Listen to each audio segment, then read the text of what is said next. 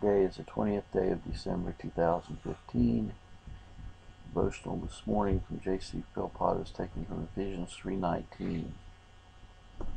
The love of Christ which passeth knowledge. That eminent saint, the Apostle Paul, who had been in the third heaven,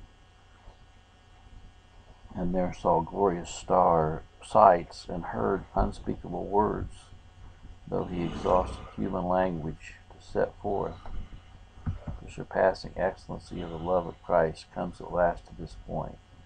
It passeth knowledge, indeed it must pass knowledge. Is it not infinite? What measure then can be assigned to the love of Christ? If Christ be God and is such an equal of Father, his Father is as infinite as deity. Our love is the love of the creature. The love of God is as great as deity, as infinite as the self-existent I am. It must needs therefore pass knowledge. You may wonder sometimes, and it is a wonder that will fill heaven itself with anthems of eternal praise, how such a glorious Jesus as this can ever look down from heaven upon such crawling reptiles, on such worms of earth. What is more, upon such sinners who had provoked him over and over again by their misdeeds. Yes, if this exalted Christ in the height of his glory can look down from heaven, his dwelling place, on such poor, miserable, wretched creatures as we, this is the mystery that fills angels with astonishment. But it is the glory of Christ, that's the love.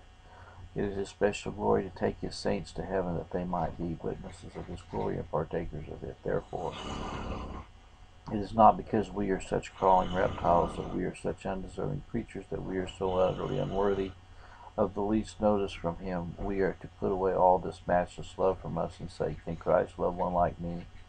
Can the glorious Son of God from heaven, his dwelling place, cast an eye of pity and compassion, love and tenderness on one like me, who can scarcely at times bear with myself, who see and feel myself one of the vilest of the vile, and the worst of the worst? Oh, what must I be in the sight of the glorious Son of God?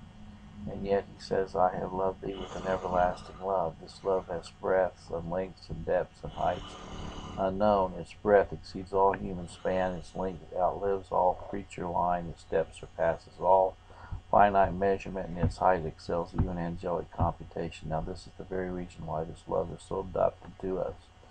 We want a love like this, a love to spread itself over us, to come down to our lowest depths, a love that can land us safe in heaven. A love short of this would be no love at all. We should have exhausted by our sins. If this love were not what it is here represented long ago, we should have outsinned this love and drained it dry by our ingratitude, rebellion, and misdoing. But because it is what it is, love so wondrous, so deep, so long, so broad, so high, it is because it is what it is that it is so suitable to every want and woe. J.C. Philpot, 1802 to 1869. Well, the width and the depth and the breadth of this love certainly isn't what the Arminians teach. They teach a temporary love based upon the works of man for it to continue. God's love is unconditional. God's love is a love that's everlasting, eternal love, wrought by his own will and not the will of man. God bless.